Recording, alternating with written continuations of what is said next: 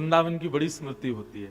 मैं अपनी कथा में एक बात बड़ी सहजता से कह देता हूं कि ठाकुर जी को नाम लोगे तो ठाकुर जी कृपा करेंगे, किशोरी जी को नाम लोगे तो किशोरी जी कृपा करेंगी, ललिता विशाखा सखीन के नाम लोगे तो वे कृपा करेंगी। लेकिन अगर आप वृंदावन को प्रणाम करोगे तो सब कृपा करेंगे, क्योंकि वृंदावन नाम उच्चारण करते ही वृंदावन में जो जो हैं सबका स्मरण हो जाता है।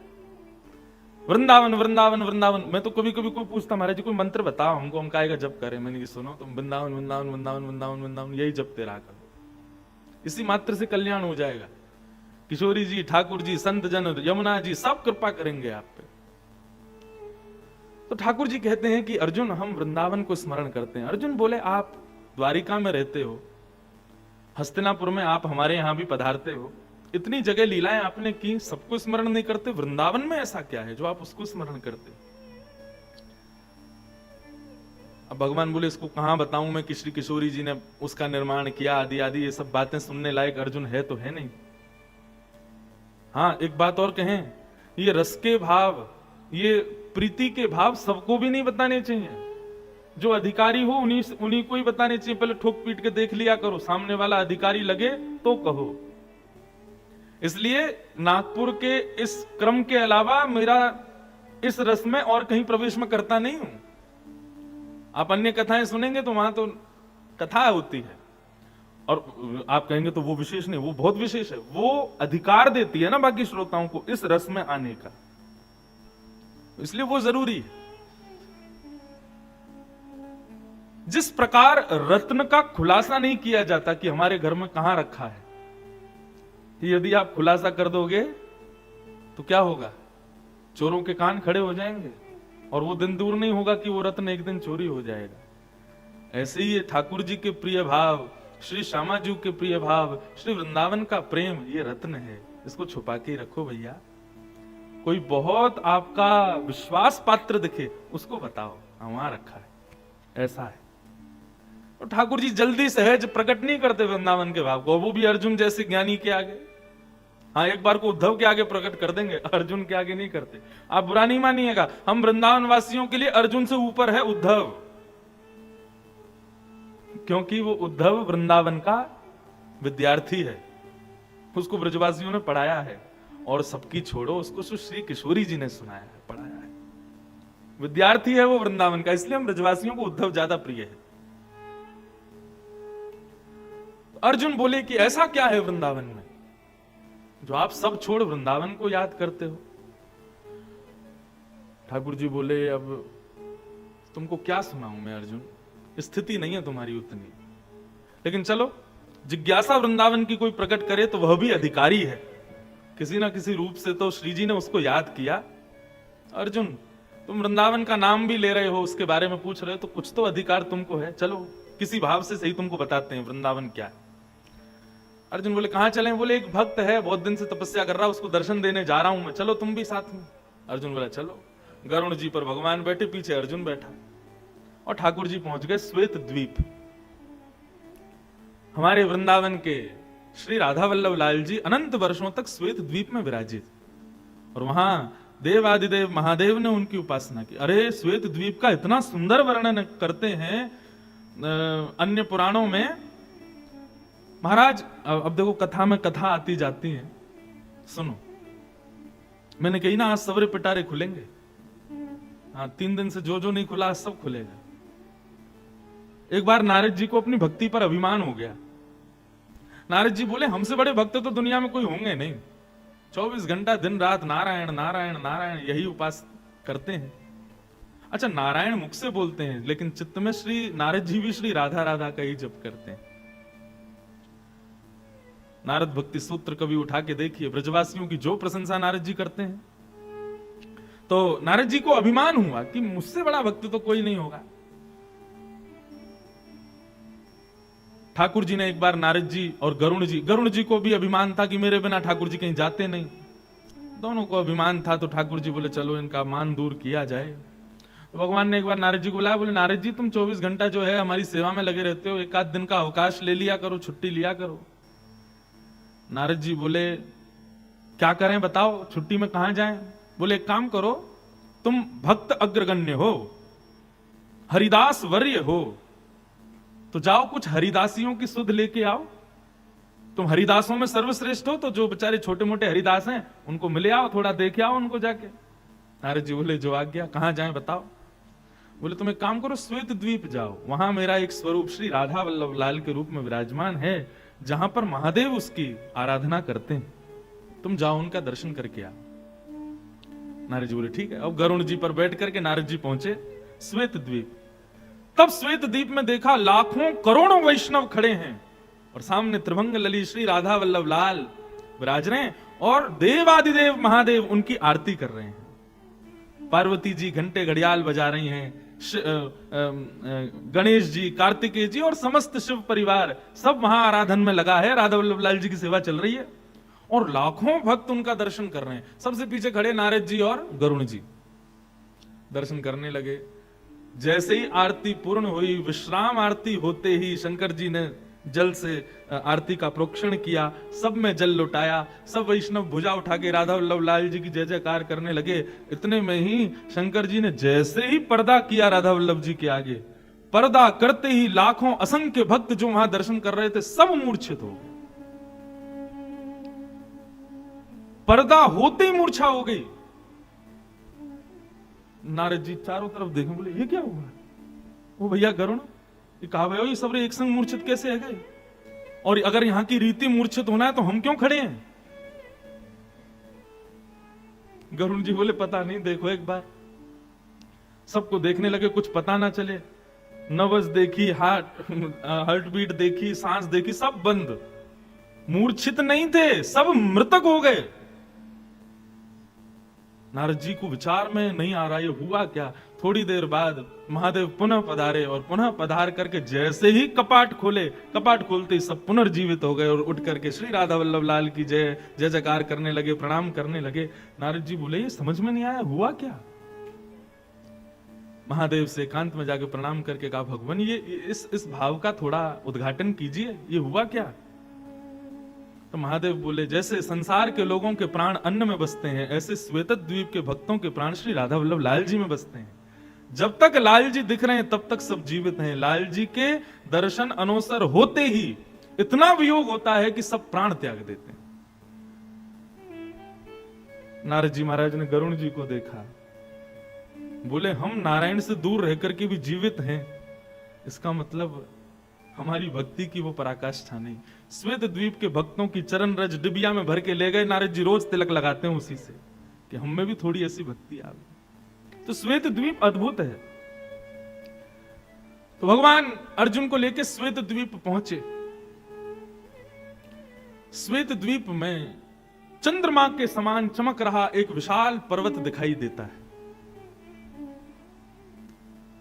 अर्जुन बोले भगवान ये देखो कितना प्यारा पर्वत है, मैंने बहुत पर्वत देखे हैं लेकिन ऐसा नहीं देखा। ठाकुर जी बोले देखा कैसे चंद्रमा की तरह चमक रहा है ना।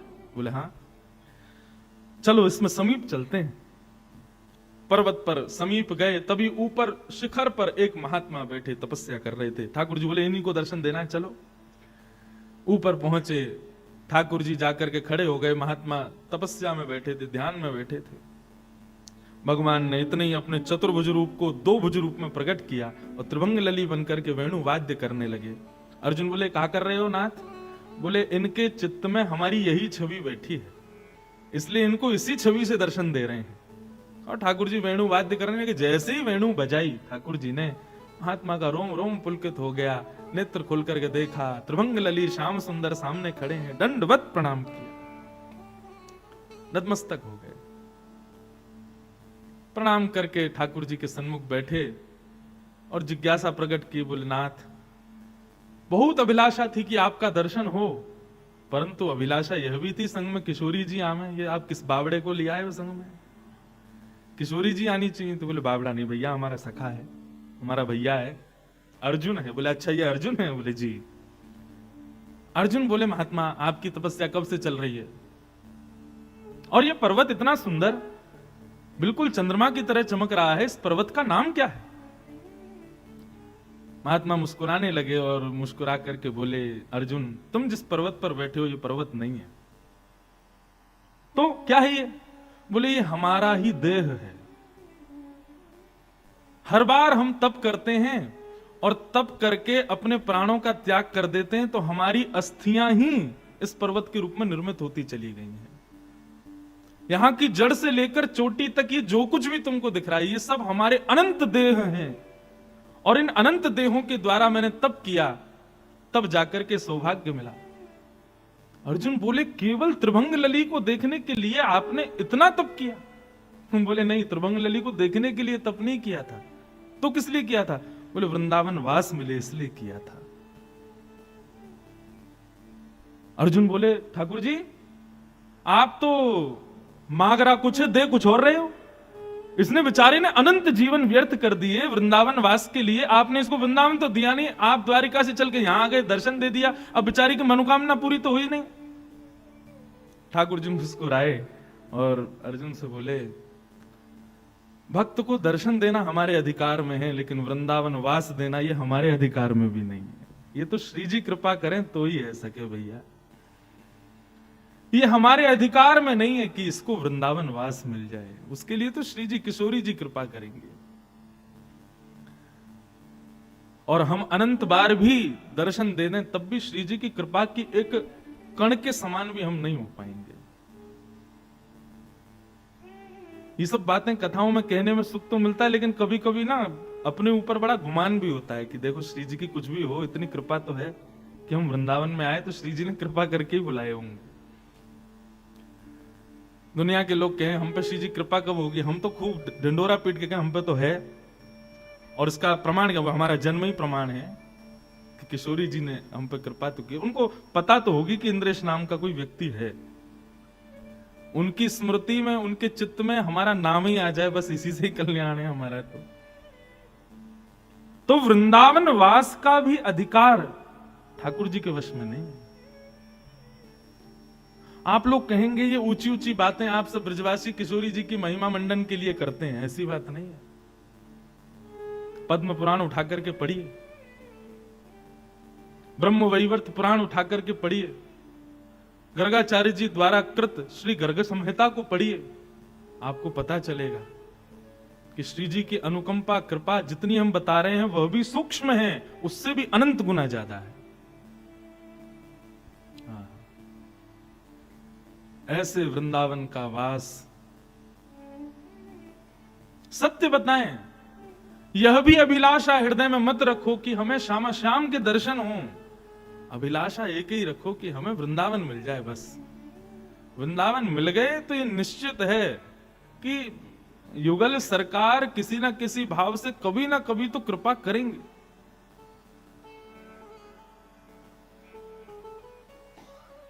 राधे राधे करुणामयी कृष्ण प्यारी, मेरी सुधली जो श्री कृष्ण भानु दुलारी। राधे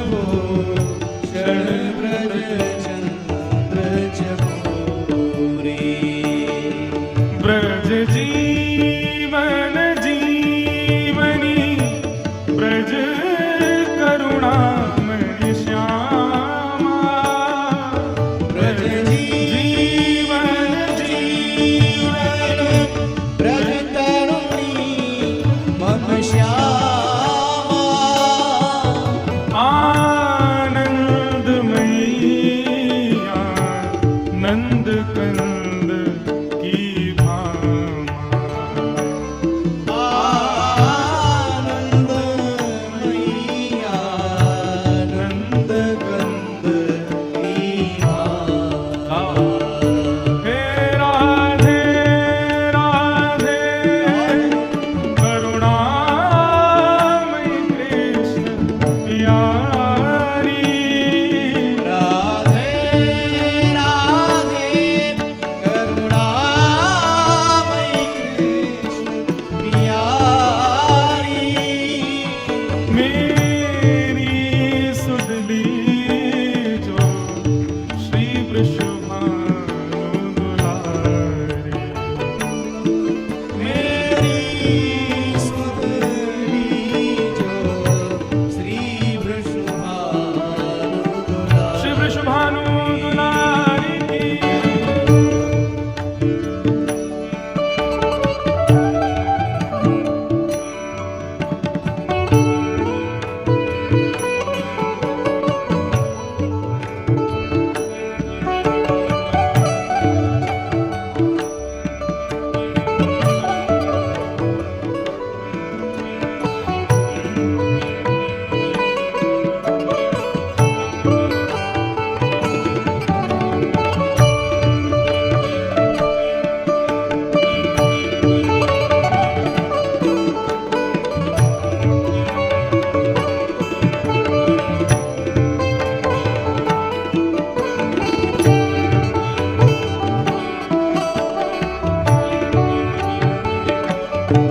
हे मनोहारिणी रासेश्वरी रसरूपा। हे मनोहारिणी रासेश्वरी रसरूपा। मनोहारिणी रासेश्वरी रसरूपा। हे मनोहारिणी रासेश्वरी रसरूपा। ब्रज विलासिनी ब्रज वासिनी ब्रज की रूपा। ब्रज विलासिनी ब्रज वासिन ब्रज की रूपा। ललितादिक सहचरी सर्वस्व स्वरूपा। ललितादिक सहचरी सर्वस्व स्वरूपा। निज प्रणक वत्सला स्वामिनी परम अनुपा। निज प्रणति वस्वला स्वामिनी परमरूपा। हे गोपवंश मणि ब्रज बरसाने वारी।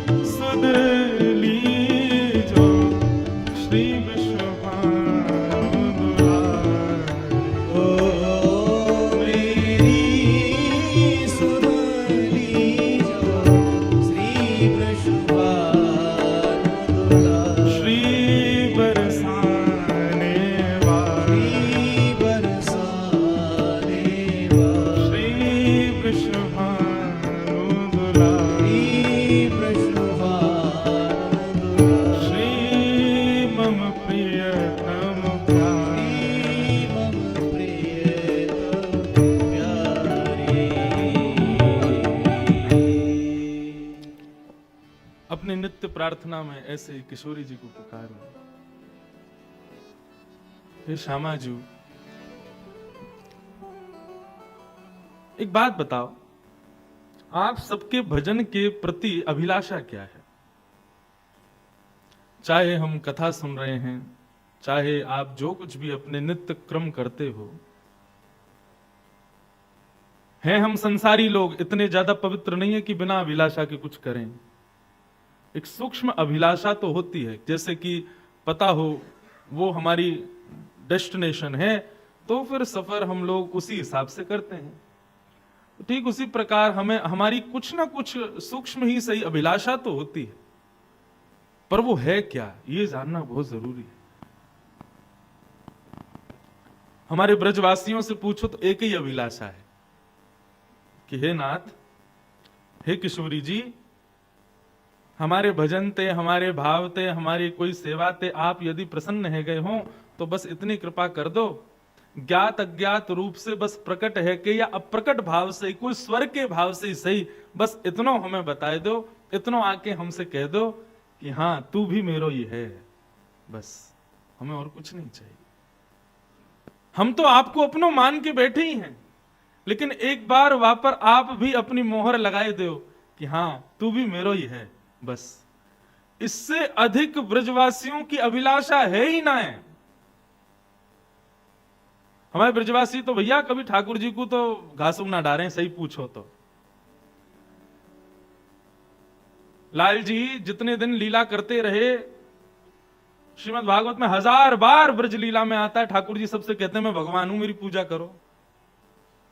गर्गाचार्य जी ने आकर के ठाकुर जी की कुंडली देखी और यशोदा मैया से बोले, मैया तुम्हारा जो लाला है ना, ये साक्षात नारायण के समान गुण वारो है। मैया ने तुरंत लाला को कान मरोड़ा, बोले अब बोलियो कौन है ये? बोले मैया क्षमा करो। हमारे ब्रजवासी तो कभी ठाकुर जी को ठाकुर जी माने ही ना। हमारे ब्रजवासी तो यूं कि लाला तेने पूतना ना मारी, अगासुर बकासुर तेने ना मारे। ये तो हमारे ब्रज को प्रताप है कि वे सब ब्रज में प्रवेश करते ही उनके इतने पुण्य ना है, ब्रज में आते ही भी मर गए। क्यों? बोले ब्रज में बिना श्री जी की कृपा के आ ही ना सके, लेकिन ये सवरे निगोरे राक्षस बिना श्री जी की आज्ञा लिए ब्रज में घुसे, जैसे ब्रज में आए इनके पुण्य इतने हेनाए, हमारे ब्रज के प्रताप ने इनको नष्ट कर दिया। और उन मरे मरायन में हाथ लगा के तू श्रेय ले जाए कि हमने मारे। ठाकुर जी के कहा करूं, ये कभी माने ही ना है। लाल जी ने गोवर्धन धारण कर लिए, सब ब्रजवासी बोले अरे लाला तेरी नेक्सी सी उंगली पे इतना बड़ा पर्वत कैसे धारण कियो? ठाकुर जी बोले कछु माखन को बल बढ़ो, कछु गोपन करी सहाय, श्री राधे जू की कृपा सो मैंने गिरिवर लियो उठाए। ब्रजवासी बोले माखन ते तेरो बल बढ़ो, ये तो बात समझ में आवे, तेने बहुत माखन खायो, लेकिन हम ब्रजवासी ने तेरी कहा सहायता करी लाला? ठाकुर जी बोले जब मैं गिरिराज जी उठाए रहे हो तो आप सबरे टकटकी लगा के मुंह को देख रहे, तो आप सबन की शक्ति मेरी उंगली में आ गई। आप लोगन के अपलक नेत्र से मुंह को देखवे के काज सबकी शक्ति मुंह में आ गई और मैंने गिरिराज जी उठा लिए। वास्तव में मेरी उंगली को बलना है, आप सब ब्रजवासी इनकी शक्ति मुंह में आ गई है तो मैंने उठा लिए। ब्रजवासी बोले तभी तो हम कहें कमजोरी क्यों आ गई है हम में इतनी, आजकल सांस फूल जाए नेक में, घबराहट सी हिलने लग, तभी तो हम कहें कि लाला हमारी शक्ति कहां चली गई? दूध तो खूब पी रहे हैं, अब तो चलिए नंद को छोरा पीछे पीछे चुरा ले। ब्रजवासियों ने कभी स्वीकार नहीं किया कि हमारो लाला कोई श्रेष्ठ भगवान है।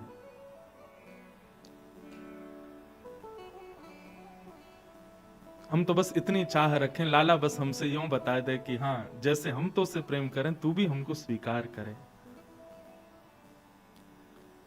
ठाकुर जी ने आपको स्वीकार किया, इसका प्रमाण क्या है? तो हमारे अष्ट सखा गाते हैं, गिरधर जब अपनों करी जानो। बहुत सुंदर पद है। अष्ट सखा कहते हैं, बोले लाल जी ने, किशोरी जी ने आपको स्वीकार किया, इसका प्रमाण क्या है आपके पास? बोले ताको मन भक्तन की सेवा, ताको मन भक्तन की सेवा, भक्त चरण रज सदा लुभाने, भक्त चरण रज सदा लुभाने, गिरधर जब अपनों कर जाने गिरधर, जब अपनों कर। ठाकुर जी ने जाकू स्वीकार कियो, वा की स्थिति का है, बोले ताको मन भक्तन की सेवा, क्षमा करियो, श्यामा श्याम की सेवा, लाडली लाल की सेवा, ये तो सब अपनी स्थिति में है ही है। कई लोगों को मैंने ऐसे, देखो क्षमा करियो यदि ऐसे लोग कथा सुन रहे हो, बुरा मत मानियो, ठाकुर जी की सेवा में खूब आनंद कर रहे हैं, ठाकुर जी की सेवा में खूब प्रवत्त हैं, श्री प्रियालाल जी को खूब लड़ा रहे हैं लाड, लेकिन कोई भक्त आ जाए, कोई वैष्णव आ जाए, कोई ब्रजवासी आ जाए, सब वाको तो केवल हाँ दूर से प्रणाम करके बैठा दियो, वाके बाद पूछो नहीं रहे भैया तेने कुछ खाया हो कि नहीं, कोई दिक्कत तो नहीं है, लेकिन लाडली लाल जी को खूब लड़ा रहे हैं लाड। ये भक्त को स्वरूप ना है।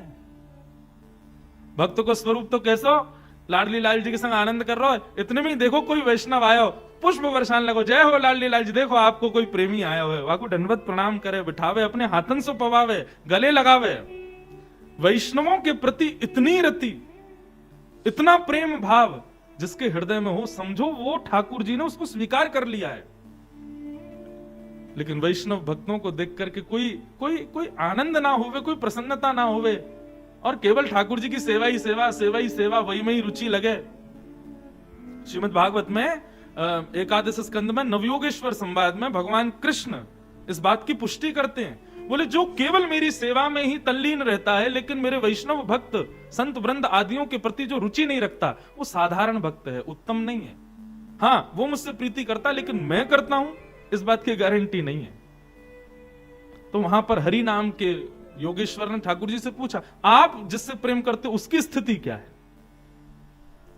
तब ठाकुर जी वहां बताते हैं, बोले उसकी स्थिति ऐसी कि जैसे वो किसी मेरे भक्त अन्य भक्त को देखे तो ऐसे प्रसन्न हो जाए जैसे प्रियतमा अपने प्रियतम को देख के आनंदित हो जाती है, एक सखा अपने दूसरे सखा को देख के आनंदित हो जाता है। अरे कहां तक कहें, वो व्यक्ति इतना आनंद में आ जाए जैसे मानो साक्षात ठाकुर जी प्रकट हो गए हों, समझो कि वो मेरो भक्त है, मेरे वैष्णवों के प्रति रति रखे, वासे मेरो सुख जानो।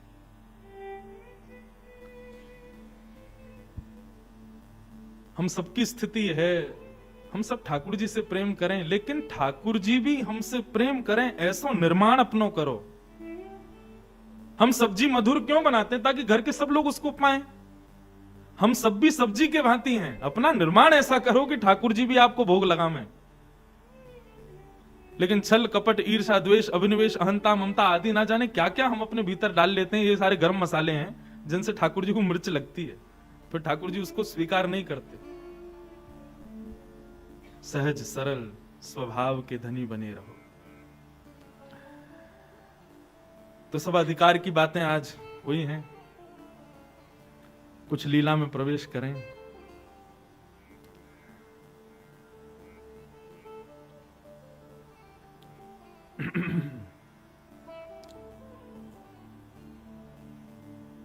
किशोरी जी को एक स्वभाव है ठाकुर जी के प्रति कि वो बहुत बहु मान करती हैं, नेक नेक सी बातन पे मान करवे लग जामे। और आज तो ऐसी बात पे मान करके बैठी हैं कि लाल जी मनी मन तो हंस भी रहे हैं लेकिन दुखी भी आ रहे हैं, क्योंकि किशोरी जी मान ही नहीं रही हैं।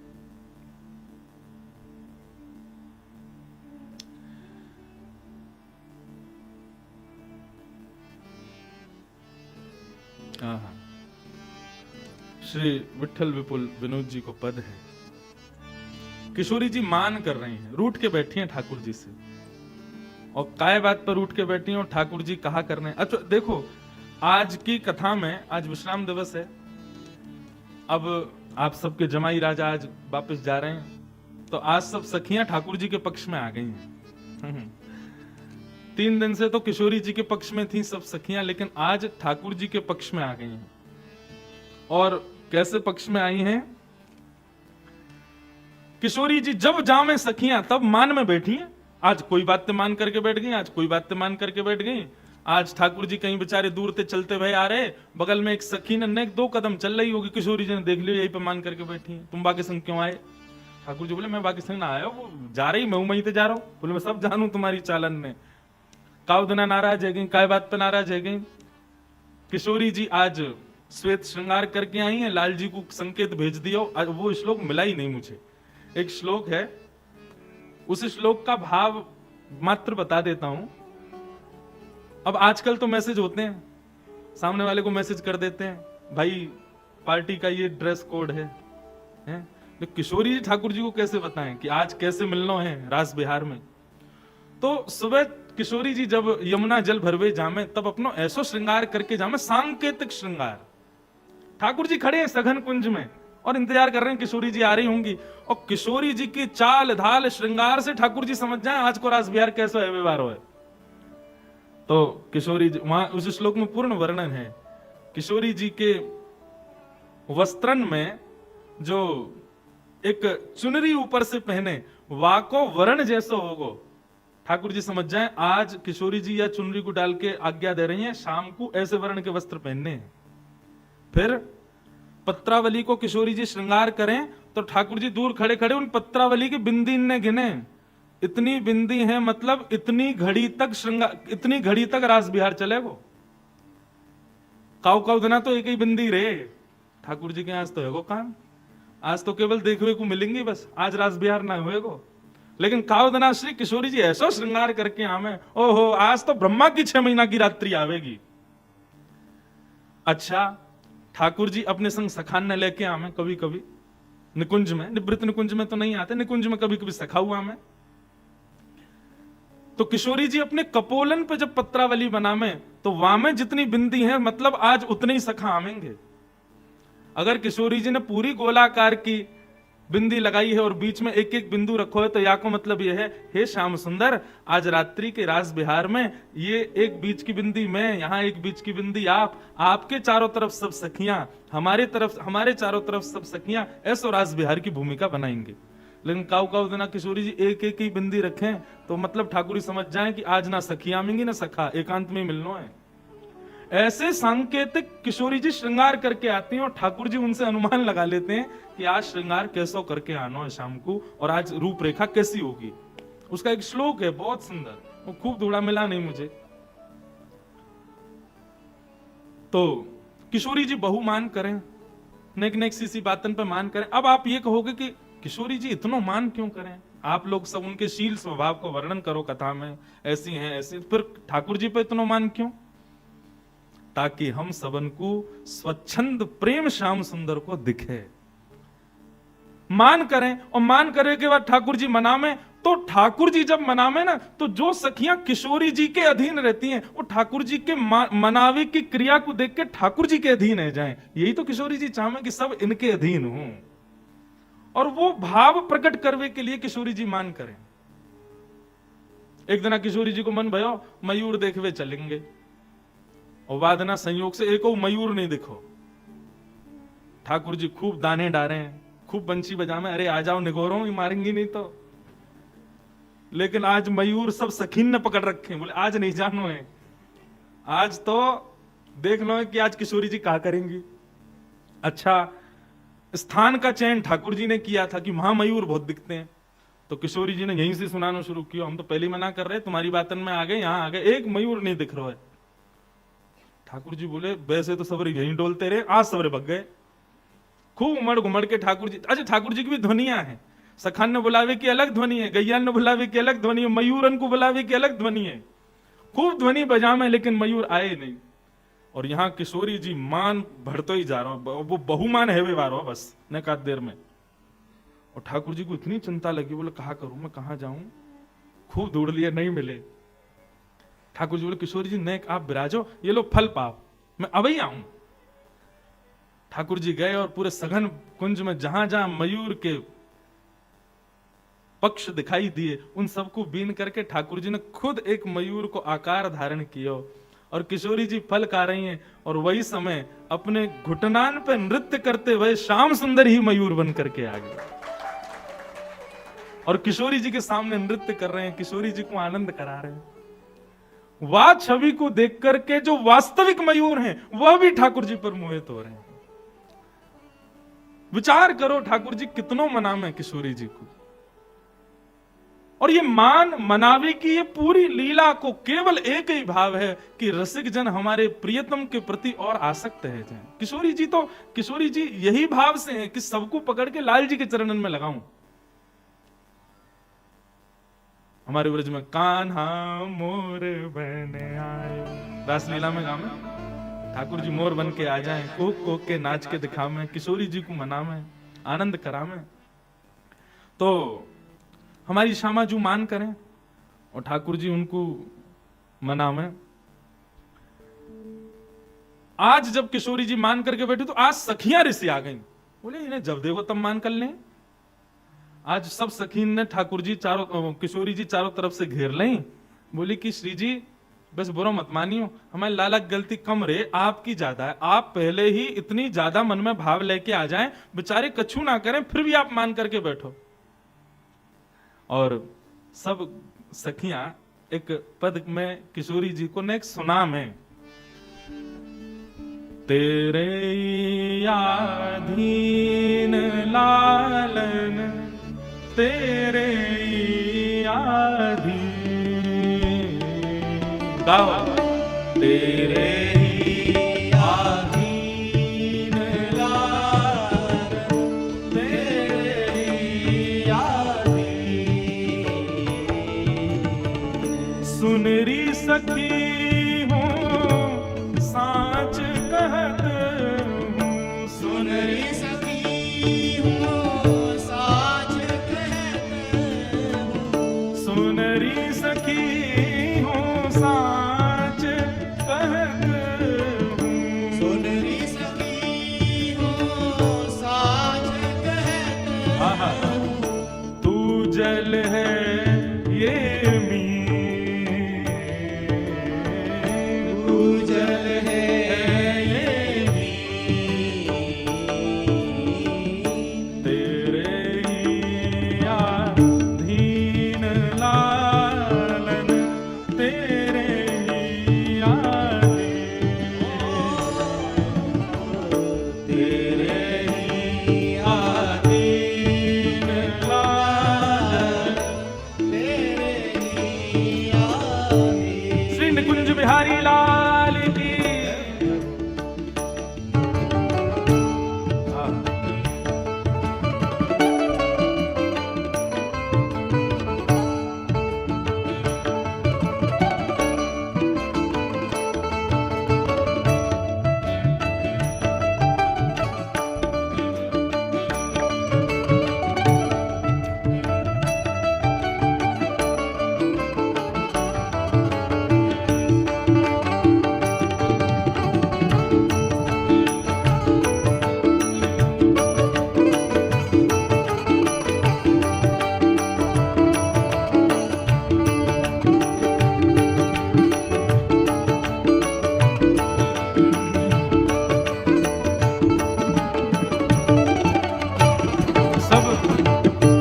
समझा रही हैं किशोरी जी को, तेरे रस बस श्याम सुंदर बर, तेरे रस बस श्याम सुंदर बर, तेरे रस बस श्याम सुंदर बर, तेरे रस बस श्याम सुंदर बर, जाचत है ज्यों दी, जाचत है ज्यों दी। हे श्यामाजू, त्रिभुवन नायक केवल आपके रस को वर्धन करने के लिए दीनहीन सो बनो रहवे। हे श्यामाजू, आप कृपा करो, दया करो, इतना मान मत करो लाला पे। तेरे आधीन लालन तेरे ही आधीन, तेरे ही आधीन लालन तेरे ही आधीन। श्री विठ्ठल विपुल विनोद बिहारी, विठ्ठल विपुल विनोद बिहारी, विठ्ठल विपुल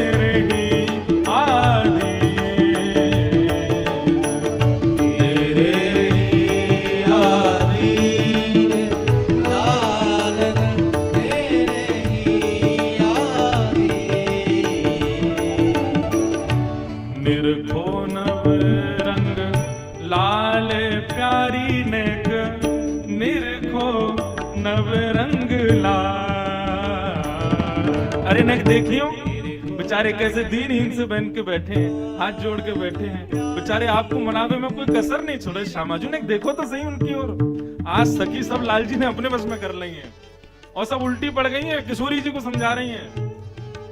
आहा, तुम पद पंकज तल रज मंडल, तुम पद पंकज तल रज मंडल। आहा, कितनी बड़ी बात कह रही हैं सखियां। सखियां कह रही हैं आप हमारे लाल जी को जब समीप से देखोगे, अब क्या बताऊं यह बात, हमारे लाल जी को जो तिलक है ना, ये लाल लाल तिलक नहीं है, किशोरी जी के चरणन में महावर लगा करके ठाकुर जी उन चरणन को ही तिलक लगावे अपने माथे से। तुम पद पंकज तल रज वंदत, तुम पद पंकज तल रज, आहा, तिलक बनावत भाले, तिलक बनावत। एक बात सिद्ध है गई कि हमारे श्याम सुंदर तिलक काय को करें, किशोरी जी के चरणन में महावर लगा ले। वाके बाद किशोरी जी जब चल के जावे और किशोरी जी के चरणन की महावर रज से मिश्रित है कि जब छूट जाए, ठाकुर जी वाको बीन के ले जाए, वही को तिलक रोज लगावे। और इतना ही नहीं, बिहारी जी के दर्शन कितने लोगों ने किए, हाथ ऊपर करो, सबने किए वृंदावन में बिहारी जी के। हमारे बिहारी जी आए दिना लहंगा फरिया में ही दिखे। हमारे बिहारी जी आए दिन आपको लहंगा में ही दिखेंगे, लहंगा पहन के ठाकुर जी खड़े हो में। श्री किशोरी जी की सखियां सब बता रही हैं, तेरे वरण वसन आभूषण, तेरे वरण वसन आभूषण, उर्धरि चंपक माले, उर्वर चंपक। ये हमारे वृंदावन बिहारी लाल ये रोज लहंगा ऐसे ना पहने, ये किशोरी जी की प्रसादी पहने। हमारे वृंदावन में नियम है, बिहारी जी जो भी पोशाक पहनेंगे वो पहले श्री जी को धराई जाए और श्री जी की प्रसादी बना के फिर ठाकुर जी को धराई जाए। वाकू पहन के बैठे ठाकुर जी, ये हमारी श्री जी की प्रसादी है।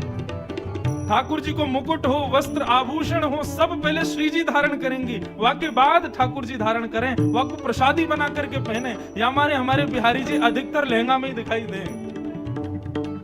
श्री विठ्ठल विपुल विनोद करहु मिल, विठ्ठल विपुल विनोद करहु, श्री विठ्ठल विपुल विनोद करहु मिल, विठ्ठल विपुल विनोद करहु, भुज भरी बाहु विशाले, भुज भरी बाहु विशाले,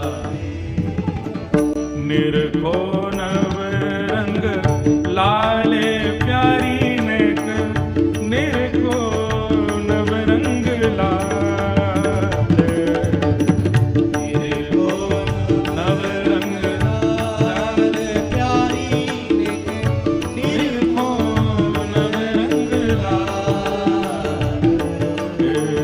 निरखो नव रंग लाल प्यारी नेक, निरखो नव रंग लाल, निरखो नव रंग लाल प्यारी नेक, निरखो नव रंग लाल। सब सखियां समझा रही हैं। अब दो पद हमने एक संगे गा दिए और दोनों विठ्ठल विपुल जी के क्रम से ही थे। सखियां सब किशोरी जी को समझा रही हैं, हे श्यामाजू बुरा मत मानियो, गलती आपकी, आप भी नेक नेक सी बातन पे बेचारे लाला पे इतनो रोष करें, इतनो बहुमान करें। लालन तेरे ही अधीन, वो सदा आपके ही अधीन रहते हैं। सुन रही सखी हूं सांच कहत हूं, तू जल है ये मीन। आप जल के समान हो, ये मछली के समान है। जैसे बिन जल मछली ना रह सके, ऐसे आपके बिना ना रह सके। क्यों? देखो त्रिभुवन नायक हैं, इनको किसी के अधीन होने की आवश्यकता नहीं है, लेकिन सदा आपके अधीन बैठे रहते हैं। तेरे रस बस श्याम सुंदर वर जाचत है ज्यों दीन। आपके रस के वर्धन के लिए श्याम सुंदर जो कि जगन्नाथ हैं, वो देखो कैसे दिखाई दे रहे हैं, जैसे मानो कोई दीनहीन सब बैठो हो, बेचारो कोई गरीब बैठो हो, कछु याचना कर रहा हो कि दे जाओ भैया ने। श्री विठ्ठल विपुल विनोद बिहारी होत मनावत लीन। आपको मनाते मनाते मनाने में ही लीन रहते हैं ऐसे बिहारी जी पे हे किशोरी जी, न दया करो, न कृपा करो। पर एक पद स्वामी श्री हरदास जी भी कहते हैं इसी भाव में, तेरो मग जो वैत लाल बिहारी, तेरो मग जो वैत लाल गा। ये सब रसिक जनन के पद हैं भैया। भजन सुन के मानव नृत्य करे, लेकिन इन पदन को सुन के श्यामा श्याम नृत्य करें। इन पदन को साधारण शब्द मत समझियो, ये सब वेदन के सार हैं, और वेदन में भी जो बात नहीं है वो इन पदन में विद्यमान है। तेरो मग जो वैत लाल बिहारी, तेरो मग जो लाल बिहारी। लेकिन किशोरी जू, तेरी समाधि आजहु नहीं छूटत, तेरी समाधि आज छूटत। चाहत नाहे ने कुनिहारी, चाहत नाहे नेक निहारी। औचक आई द्वे कर सो मूंद नैन, औचक आई द्वे कर से मूंद नैन। अरबर राही उठ चिहारी, अरबर राही उठ चिहारी। स्वामी श्री हरिदास जी के, अब एक बात हमारी घोषणा सुनो, स्वामी श्री हरिदास जी के पदों के शब्दों का अर्थ आपको बनारस यूनिवर्सिटी की डिक्शनरियों में भी नहीं मिलेंगे।